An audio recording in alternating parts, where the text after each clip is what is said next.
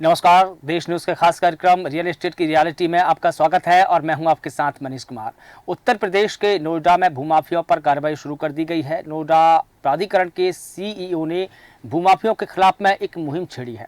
Doctor Lokesh M ने अवैध अतिक्रमण करने वालों के खिलाफ में कड़ी कार्रवाई की है। सोमवार को सेक्टर 79 में भूमाफियाओं की तरफ से अवैध रूप से कॉलोनी काटे जाने के खिलाफ में कार्रवाई करते हुए करीब 95 करोड़ रुपए की जमीन को अतिक्रमण से मुक्त कराया है।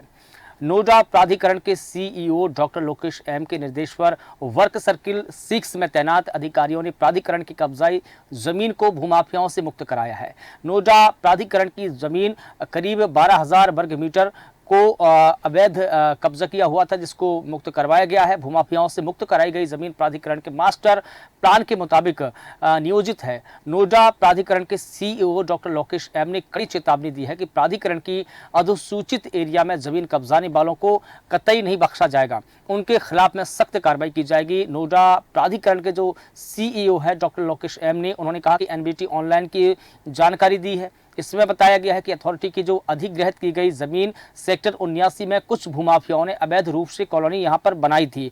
सोमवार को वर्क सर्किल 6 में आने वाली प्राधिकरण की अधुसूचित क्षेत्र में अर्जित और कब्जा प्राप्त जमीन पर अतिक्रमण हटाने की कार्रवाई की गई है। कार्रवाई सिविल और भूलेख विभाग ने संयुक्त रूप से की है। दोनों की टीम ने की है और इन दोनों विभागों की संयुक्त कार्रवाई में सेक्टर 79 स्थित टीसीसीआई बिल्डिंग के सामने करीब 12,000 वर्ग मीटर जमीन के अवैध अतिक्रमण पर बुलडोजर चलाया गया है। निर्माण पर भी चला है बुलडोजर। सोरखा गांव के खसरा नंबर 770 पर भूमाफियाओं ने बाउंड्री बनाकर के यहां पर प्लाटिंग की थी। भूमाफियाओं ने इस जमीन को कब्जा किया हुआ था। यहां पर निर्माण का कार्य भी शुरू कर दिया गया था। जमीन की कीमत करीब 95 करोड़ रुपए बताई जा रही है, यानी कि अरबों रुपए की यह जमीन है। सीईओ ने कहा है कि भूमाफियाओं के खिलाफ प्राधिकरण की यह कार्रवाई आगे भी जारी रहेगी। डॉक्टर लोकेश एम ने भूमाफियाओं को कड़ी चेतावनी दी है। उन्होंने कहा कि अगर दोबारा ऐसा किया जाता है तो हम कड़ी कार्रवाई करेंगे, एफआईआर भी करेंगे। फिलहाल कानूनी रूप से इसमें कार्रवाई की गई है। इस पूरी जानकारी के लिए हमारे साथ में लखनऊ से ब्यूरो ज्ञानेश वर्मा जी जुड़े हुए हैं। समाज सेवी शमशेर सिंह इस मुद्दे पर हमारे साथ बात रखेंगे। दोनों का बहुत स्वागत करता हूं। ज्ञानेश वर्मा जी, मैं सबसे पहले आपसे ही जान लेता हूं, क्योंकि नोएडा प्राधिकरण की ये जमीन है जो बताई जा रही है। यहाँ पर अवैध अतिक्रमण किया गया, यहाँ पर प्लॉटिंग की गई, निर्माण किया गया, दीवार खड़ी की गई और अब प्राधिकरण ने इसको अवैध अतिक्रमण से मुक्त करवाया। सबसे पहले तो आप ये बताइए कि कहाँ की जमीन देखिए मनीष जी, ये जो है पूरा मामला नोएडा का, यहाँ पे देखिए कि जो अधिकारी है डॉक्टर लोकेश ने, इन्होंने एक अवैध अतिक्रमण करने वालों के खिलाफ जो है कहीं न कहीं कार्रवाई की है और ये बहुत अच्छा काम है। लेकिन देखिए आज उत्तर प्रदेश में जिस तरीके से भू माफिया सक्रिय हो रही थी कि वो जहाँ पे देखते, चाहे वो हाईवे हो चाहे किसी भी रोड पर देखेंगे और जो कॉलोनी खड़ी होती है या जगह होती है उसके धीमे धीमे अतिक्रमण करने के बाद में बिल्डिंग बनाने का काम करते हैं। तो इसको कहीं न कहीं इस सरकार में, योगी आदित्यनाथ की सरकार में जो ऐसी जमीनें हैं, चाहे नोएडा हो, मनीष, चाहे राजधानी लखनऊ हो, लखनऊ में भी एलडीए लगातार काम कर रहा है। तो इसी तरीके से नोएडा ने बहुत अच्छा काम किया है और लगभग हम बात करेंगे कि 79 जो नोएडा का सेक्टर 79 है, स्थित वहां पे टीसीसीआई बिल्डिंग के सामने 12,000 वर्ग जमीन अवैध निर्माण को बुलडोजर से चला रहा था। तो कहीं न कहीं इस जमीन की शिकायत के बाद में अधिकारियों ने उसको संज्ञान में लिया। जब किसी से शिकायत किया और मामले को संज्ञान में लेने के बाद में जो सही कार्रवाई, तो कहीं न कहीं मनीष जी इस कार्रवाई से जो दबंग भू माफिया होते हैं उनको ये डर बना है कि देखिए अब तो इस सरकार में नहीं चलेगा कि किसकी की जमीन कब्जा कर लीजिए, सरकार की जमीन कब्जा कर लीजिए, आप दीपों से मंदिर बना दीजिए, मस्जिद की शुरुआत कर दीजिए। तो ये जो तरीका होता है, कहीं ये मानसिकता जो होती है अगर भू माफियाओं को, इसकी योगी आदित्यनाथ लगातार सवाल यह है कि हमने देखा कि वहां पर जमीन को अतिक्रमण से मुक्त कराया जरूर है, लेकिन जब यहाँ पर निर्माण का कार्य चला या जब इसको अतिक्रमण किया गया तब अधिकारी कहाँ थे? हाँ, ये देखिए कहीं कहीं मनीष ये बिल्कुल आपने सही कहा। क्या होता है कि जब जमीनों पर ये लोग कब्जा शुरू करते हैं तो क्या होता है कि थोड़ा सा कुछ भी आप रस्सी बांध देंगे, पार्पल भी बांध देते हैं, छोटा सा पेड़ लगा देंगे, फिर उसकी याद में कोई सरकारी नल लगा देंगे, और फिर उसको धीमे धीमे गिट्टी मोहर गिरा के उसको धीमे धीमे निर्माण शुरू करते हैं। तब तक के लिए चूंकि कोई बोलता नहीं है, कोई आपत्ति नहीं दर्ज कराता, और जब कोई अगर कोई छोटा आदमी आपत्ति दर्ज भी करता है तो कहीं न कहीं जो सरकारी कर्मचारी होते हैं मिलकर वो मिली भगत से उसका कब्जा जो है उसको निस्तारा नहीं हो पाता है। लेकिन इस सरकार में अगर सही से कार्रवाई होगी और सुनवाई होगी तो निश्चित ही मनीषी कार्रवाई होती है, इसमें कोई डाउट नहीं है। तो चूंकि पहले देखिए जब कोई छोटा व्यक्ति होता है वो अपनी ताकत से लगता है, लेकिन कहीं न कहीं शासन प्रशासन भी संलिप्त रहता है ऐसी जगहों पर, क्योंकि धन की लालच उनको भी कुछ पैसे का लाभ मिलता है, और उस लाभ की वजह से वो जो भूमि होती है वो माफिया बहुत सस्ती और औने के दाम में लेकर, और ये जो महंगी महंगी खरीद फरोख्त करता है, क्योंकि सस्ती जमीन में कृषि जमीन है, थोड़ा बहुत खर्च कर दिया, चाहे नगर निगम में उसी बीमा हो, चाहे किसी विभाग का हो, पुलिस विभाग का हो, तो ऐसे सब घाट करके ये कब्जा करते हो। कब्जा करने के बाद में जब चमक हो जाती है, किसी भी जो खरीदार होता है उसको दिखाते हो, भाई कितनी से मांगी उसको पसंद आ जाती है, क्योंकि जब चीजें दिखने लगती है तो लोगों को समझ में आती है। जब तक दिखती नहीं है तब तक तो नहीं समझ आता, और फिर उसको क्या होता है क्या करके उस चीज को बेच दिया जाता है। जब ऐसे बहुत से मरीजी निर्माण है, मैं बता दूं कि 16 मंजिली बिल्डिंग में लोग आकर नहीं लगता, इसमें अवैध था और इस पे अब कार्रवाई हुई, उन बिल्डिंगों को अब गिराया गया, तो कहीं न कहीं वो गलत किया। तो इस तरीके से कहना है कि इस तरीके से चाहे नोएडा वो पहले शुरुआत में बन गई, लेकिन किसी ने शिकायत किया और उस शिकायत को कई बार पहले होने के बाद प्रशासन की कायदे से संज्ञान मिल गया, तब इसकी कार्रवाई। बिल्कुल जबकि आपने सही कहा कि इस पे ज्ञानक जी, शमशेर जी समाज सेवी हमारे साथ में जुड़े हैं। सर, आप स्वागत करता हूं आपका। इस बात की सराहना जरूर होनी चाहिए प्राधिकरण की, उन्होंने करीब करोड़ों अरबों रुपए की जो जमीन है होनी चाहिए कि जब अतिक्रमण किया ही जा रहा था या प्लॉटिंग की जा रही थी या वहां पर जो बाउंड्री वाल है वो बनाई जा रही थी, तब प्रशासन किसी की निगरानी तो होनी चाहिए। जी हाँ हाँ हाँ, पहले तो मैं इसको का स्वागत करता हूँ मनीष जी, खासकर आप कि ऐसा कार्यक्रम हम चलाते रहते बीच बीच में जी। देखिए काम तो बहुत अच्छा हो नहीं रही है, होता रहता है, लेकिन हम अपने बात को अच्छी तरह कहीं उठा नहीं पाते हैं, और उठाते हैं तो भू माफिया का इसमें इतना भागीदारी है आज के दौर में। भागीदारी मैं बोल रहा हूँ, मेरा सबको थोड़ा ख्याल कीजिएगा, इतना अच्छा भागीदारी है कि जितने भी अधिकारी हैं उनसे मिलकर ही काम होता है। बिल्कुल, जब काम होता है तो जब आप कंप्लेन करने जाते हैं तो भाई अधिकारी के मार्फत ही तो करेंगे, आप डायरेक्ट तो सीएम साहब को कर नहीं सकते हैं। वो पोर्टल के माध्यम से भी होता है, तो पोर्टल से उसी अधिकारी के पास आता है, वो अधिकारी क्या करते हैं कि बात को दबा देते हैं। ऐसे तो 50 है, आज भी है। अगर इस बात को आपके मीडिया के तरफ से उठाया जाता है, ये सीएम साहब के अगर सीएम साहब तक ये बात पहुंचती है, हमारे आदरणीय मुख्यमंत्री तक, तो जरूर कार्रवाई होती है, और इस बात को उठाना भी चाहिए। ये कोई नया बात नहीं है। नोएडा में 25 ऐसे हो गए जिसको मेरे नॉलेज में है, जिसको भूमाफियाओं ने चारों तरफ से घेर रखा है, और लेकिन इस पे कोई कार्रवाई नहीं हो रही है। जैसे जैसे कार्रवाई होती जाती है वैसे वैसे भाई जाहिर सी बात है, आज बहुत अच्छा, ये बहुत अच्छा संदेश है। बिल्कुल, देखिए हम ये तो नहीं कहेंगे कि भूमाफिया यहाँ नहीं है या वहाँ नहीं है, भूमाफिया यहाँ भी है, भूमाफिया वहाँ भी है, सारे जहाँ में भूमाफिया है। लेकिन जो मकड़जाल भूमाफियाओं का धीरे धीरे जो बढ़ता जाता है, कहीं ना कहीं इनको रोकना बेहद जरूरी हो जाता है। अगर उन पर कार्रवाई होती है तो कहीं कहीं लगाम लगती है, लेकिन अगर वो बढ़े हैं तो किसी न किसी की जिम्मेदारी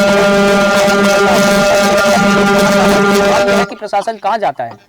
है कि आप जैसे लोग उठाने वाला तो हो, आज कोई उठाता नहीं है। मीडिया वाले हमारे इतने वो बिकाऊ हो गए हैं कि 200, 400, 500 खा के चले जाते, 5-10 ये सब मामले में तो 5,000, 10,000 के, अगर 10 में उठा देंगे ऐसा कुछ नहीं है। भारतीय जनता पार्टी और खासकर मैं आदरणीय मुख्यमंत्री का बात करता हूँ, चाहते हैं कि किसी बात को हमारे तक जाए। भू माफिया के ऊपर बहुत काम कर रहे हैं, बोलते मेरे पास कोई बात आ नहीं जाता है, कंप्लेन करते हैं तो अधिकारी के पास जाता है, अधिकारी के पास कार्रवाई होना शुरू हो जाए तो उस दिन से हमको लगता है 50% समस्या ऑटोमेटिक ठीक हो जाए। लेकिन मुझे नहीं लगता कि शासन में कोई दिक्कत है, मुझे नहीं लगता कि शासन में कोई दिक्कत है, क्योंकि शासन के स्ट्रिक्ट इतने नियम है, इतने कानून है उनके कि जिसको जो फॉलो करवाने वाला रहता है, जो हम इसे कहते हैं कि इम्प्लीमेंटेशन करवाने वाला है, क्रियान्वयन करवाने वाला, जब वो ही कानून को नहीं मानेगा या वो ही कानून को ताक पर रख देगा, तो हम शासन की जो गाइडलाइंस है या जो नियम है उसकी क्रियान्वयन की कल्पना कैसे कर सकते हैं, क्योंकि उसको क्रियान्वयन करने का जिम्मा जो अधिकारियों के ऊपर रहता है, प्रशासन के ऊपर रहता है। जी जी जी, बिल्कुल बिल्कुल। देखिए, ये बात तो आप एकदम बिल्कुल जमीन असर से इस बात को उठा रहे हैं आप। जमीनी बात यही है कि अधिकारियों का बहुत बड़ा मामला इसमें रहता है। उन तक बात पहुंचेगा नहीं, पहुंचेगा तो फिर कार्रवाई होगी। सबसे बड़ा पोर्टल का भी मैं यही समस्या देख रहा हूँ, आपके माध्यम से उठाना भी चाहता हूँ कि हमारे पास काफी कंप्लेन आते हैं, तो पोर्टल तो उन्हीं के पास जाता है जिनके खिलाफ हम कंप्लेन किए रहते हैं। पोर्टल पे भी तो जाएगा, अधिकारियों के साथ ही जाता है ना कि देखो क्या मैटर है, लेकिन ये शासन के लोगों को तो पता नहीं होता, प्रशासन के लोगों को पता होता है क्या काम हो रहा। शासन से जैसे मुख्यमंत्री जी के यहाँ आदेश आ गया कि इसको देखिए क्या है, ये मामला क्या है, कंप्लेन या शिकायत आपने करी, उसका सीधे एडीएम, सीडीओ या जो भी सचिव उनके पास भेजा जाता है। पता चलता है उस मामले में ये भी है। जब ये भी उनके मामले में फंसे हो तो कार्रवाई क्या होता है, उस कागज को दबा दिया जाता है। इसीलिए समस्याओं का समाधान नहीं हो पाता है। जिन समस्याओं का समाधान होने का ये तरीका है कि अधिकारियों को कार्रवाई करनी पड़ेगी या शासन द्वारा प्रशासन के जो लोग हैं उन पे कार्रवाई करे, तभी कुछ हो सकता है। बिल्कुल ठीक है ज्ञानेश वर्मा जी, जैसा कि शमशेर जी ने भी कई बातों का जिक्र किया, मैं भी आपसे जानना चाहता हूं कि करीब 12,000 वर्ग मीटर की जमीन पर कब्जा किया गया, अवैध कॉलोनी काटी गई। क्योंकि देखिए, एक जो राजस्व का अधिकारी रहता है, जिसे निचले स्तर का अधिकारी हम कहें कि पटवारी, जिसके संज्ञान में राजस्व की जितनी भी भूमि है उसके संज्ञान में रहती है, किसके पास में कितनी भूमि है, इसका असली मालिक कौन है, ये भूमि बढ़ी घटी कहाँ से, ये सारी डिटेल्स वगैरह है पटवारी के पास में रहती है। उससे इतर हम बात करें रेवेन्यू इंस्पेक्टर की, जिसे हम आरआई कहते हैं, आरआई के पास में भी इसका पूरा नक्शा रहता है। आरआई के बाद तहसीलदार, नायब तहसीलदार और जो बड़े स्तर के अधिकारी है, सभी को पता रहता है कि जमीन कहाँ है, कहाँ कॉलोनी काटी जा रही है और क्यों काटी जा रही है, उसकी परमिशन, उसके आरोस वगैरह, एनओसीस वगैरह सारी डिटेल्स इनको पता रहती है। इसके बावजूद भी अगर 12,000 वर्ग मीटर जमीन पर कब्जा किया गया, किसे जिम्मेदार ठहराएंगे आप? देखिए मनीष जी बिल्कुल सही कहा, ऐसा नहीं कि 12,000 मनीष जी क्या मुझे समझाएं? जी आपकी आवाज हम तक पहुंच रही है मनीष जी, हमारी आवाज आप तक पहुंच रही है। मैं आपको बताना चाहूंगा, देखिए जब इतना बड़ा मामला है तो कहीं ना कहीं ऐसा नहीं हो सकता है कि शासन और प्रशासन की जानकारी में नहीं है, ये पूरी तरीके से होती है। और मनीष जी बता दो कि जब प्रशासन चाहे तो वहां पे एक ईंट भी नहीं रखी जा सकती। वहां एसडीएम और तहसीलदार और कानून तो बहुत बड़ी चीज है, लेखपाल जो छोटा सा कर्मचारी का बताऊं तो पहली शुरुआत होती वहीं से। जब कोई भूमि का मामला होता है तो लेखपाल ही पहुंचता है, लेखपाल अगर रिपोर्ट लगा तो कैसे भी कार्रवाई हो सकती है। लेकिन कहीं नहीं कि मैंने कहा जो लक्ष्मी जी की माया है, जो लक्ष्मी जी की माया है, इसका मतलब उस घर की इतनी ताकत होती है जिसकी वजह से कलम जान चलने की डिमांड नहीं चलती, और जिसकी वजह से नकल कार्रवाई होती है, जिसकी वजह से भूमाफिया फर्जी दस्तावेजों को लगाने के बावजूद जमीन पे कब्जा करता है और फिर आगे बढ़ता है। लेकिन जब कोई शिकायत करता ठीक से कार्रवाई करने के लिए लगातार लड़ाई लड़ता है, तब कहीं बड़ी मुश्किल से उस पर कार्रवाई होता है। बिल्कुल। तो लेकिन कहीं अगर सही साथ में हमें कुछ अधिकारियों के मामलों में संज्ञान को लाया जाए, इस सरकार की बात मैं निश्चित कर रहा हूँ। क्योंकि जिस जमीन को अतिक्रमण से मुक्त करवाया गया है, ये प्राधिकरण की मास्टर प्लान के तहत नियोजित जमीन है, यानी कि अधिकारियों को उनका होश नहीं है कि हमारे पास में जो जमीन है वो हमारे मास्टर प्लान के तहत इसमें उपयोग में लाई जानी है। हो सकता है कि वहां पर कोई बड़ा प्रोजेक्ट लगाने वाली हो सरकार की कुछ मंशा और हो, लेकिन अधिकारियों को ये होश ही नहीं है कि ये जमीन हमारे मास्टर प्लान के तहत है और नियोजित है, सरकार द्वारा नियोजित की गई है। अब ये बिल्कुल सही कहा, सोचिए कि मास्टर प्लान है, गवर्नमेंट की जमीन है और उसका पूरा मास्टर प्लान तैयार है, लेकिन उस पर सरकारी काम ना होकर कहीं न कहीं अगर उससे कोई प्राइवेट व्यक्ति बनाता है। दूसरी चीज मनीष जी बताऊं कि गवर्नमेंट की जमीन है तो इससे कहीं न कहीं कोई शिकायत दे नहीं सकता है।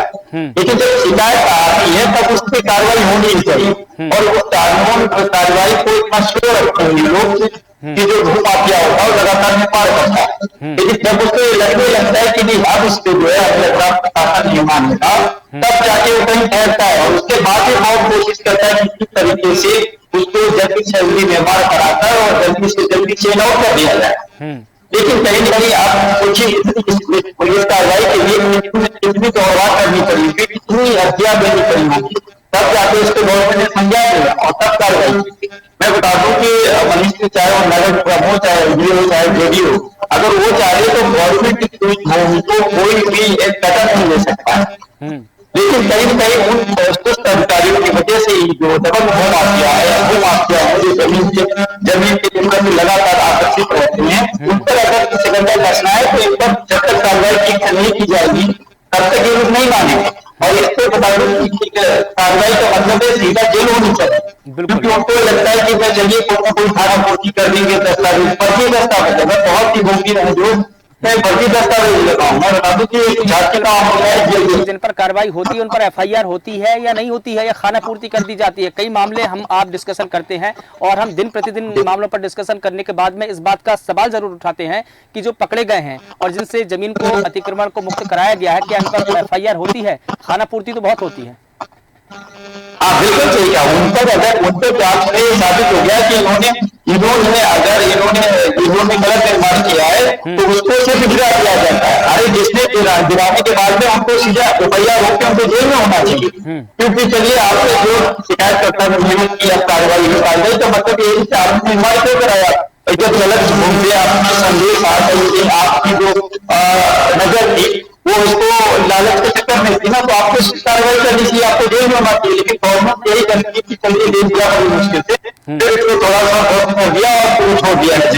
उससे आप देखिए क्योंकि आप की योगी सरकार लगातार सकते हैं, अब कहीं न कहीं ऐसी मैं वही कह रहा हूँ ज्ञानेश जी, सरकार बिल्कुल सख्त है। सरकार ने ऐसे कड़े कड़े फैसले लिए हैं जिससे लोगों में इस बात का विश्वास जगा है कि कहीं ना कहीं अगर हमारे साथ में कुछ गलत होगा तो सरकार हमारे साथ खड़ी है। लेकिन सरकार की जो मंशा है, उन्होंने कहा कि हम जीरो टॉलरेंस की नीति अपना रहे हैं। सरकार की जीरो टॉलरेंस की नीति को क्रियान्वित करने की जिम्मेदारी किसकी? अधिकारियों की। सरकार लेकिन अधिकारी इसको क्रियान्वित करे तब ना सर। और मनीष जी बिल्कुल एक प्रश्न मेरे मन में कि कहीं ना कहीं देखिए जो सपोज करिए कि जो भूमि नहीं है किसी व्यक्ति की और वो अवैध तरीके से कब्जा करता है, एनओसी लेता है, अगर वो साबित हो जाता है कि ये गलत है जमीन उसने किया तो जो उस अधिकारी भी संयुक्त है कि एनओसी फर्जी देता है उस पर भी एफआईआर होनी चाहिए। बिल्कुल उन अधिकारियों पर भी कार्रवाई होनी चाहिए है, उसको पता है कि इसके दस्तावेज कितने सही है कितने गलत है, क्योंकि जो अधिकारी एनओसी जारी करता है वो इस बात की डिटेल्स वगैरह देता होगा। हो सकता है कि वो भौतिक परीक्षण करता हो, जैसे कि आपने किसी जमीन की वहां पर एनओसी मांगी तो ये जिम्मेदारी पहले तो जो अधिकारी है उनकी बनती है कि वहां पहले भौतिक परीक्षण किया जाए, निरीक्षण किया जाए, दस्तावेज देखे जाए, पूरी डिटेल्स खंगाली जाए, उसके बाद में एनओसी जारी की जाए। और यही प्रक्रिया है कहीं भी चले जाएं हम ऑल इंडिया में, अगर किसी भी कानून को खंगाल के देखें तो नियम यही कहते हैं कि अगर किसी को आप एनओसी जारी कर रहे हैं तो पहले उसकी डिटेल्स वगैरह देखिए, डिटेल्स देखने के बाद में वहां भौतिक परीक्षण कीजिए, परीक्षण करने के बाद जब इस बात से आप आश्वस्त हो जाए कि मामला बिल्कुल ठीक है तो आप एनओसी जारी कर सकते हैं। लेकिन जब अवैध तरीके से एनओसी जारी की जा सकती है तो जिम्मेदारी किसकी है? उसी अधिकारी की जो एनओसी जारी कर रहा है। आपने बिल्कुल वाजिब सवाल उठाया ज्ञानेश जी। बिल्कुल मनीष जी, मैं यही कहना चाहूंगा कि सोचिए राजधानी दिल्ली से सटा है और वीआईपी एरिया है जो नोएडा का है 770 पर, सोचिए बाउंड्री वाल क्रॉसिंग कर रहे हैं और भूमाफिया लगभग बताइए कीमत उसकी 95 करोड़ रुपए है। ये लाख 2 लाख रुपए की बात नहीं, 10 लाख 20 लाख नहीं, करोड़ 2 करोड़ नहीं, 10-20 करोड़ नहीं, 95 करोड़, यानी कि 1 अरब से 5 करोड़ कम। अब सोचिए अगर आप इसको अगर इस पे कार्रवाई नहीं होगी तो अगली बार जो भूमाफिया है करोड़ों नहीं अरबों रुपए का रिश्तेदार कब्जा करता है तो कहीं ना कहीं उनका मन 95 करोड़। और सीधा बता दो इसमें कार्रवाई होने के बाद वो आप घूम रहे होंगे जिन्होंने इतना निर्माण किया है उस पर कार्रवाई नहीं होगी ना वो जेल जाएंगे। बिल्कुल थाना पूर्ति हो गई, जमीन सरकार के कब्जे में आ गई, लेकिन ये कहीं दूसरी जगह इनकी निगाह हो और दूसरी जगह जमीनों पर जाने के चक्कर में होंगे। ठीक है, अंतिम टिप्पणी शमशेर जी आपसे जानना चाहूंगा कि जिस प्रकार से ज्ञानेश जी ने कई तरह से अपनी बात रखी, कई बिंदुओं पर उन्होंने प्रकाश डाला, अतिक्रमण को तोड़ देना ही समाधान है या इससे इतर और कुछ और हो सकता है? क्योंकि इससे नजीर कहाँ बनी? हम तो इस बात की बात कर रहे हैं कि कम से कम कार्रवाई ऐसी हो जो नजीर गलत काम करेंगे तो शासन का इस प्रकार से डंडा चलता है, तोड़ देने का समाधान। बिल्कुल मनीष जी, अभियान जी का भी बात बिल्कुल दुरुस्त है। इसमें अधिकारियों का बहुत बड़ा रोल रहता है।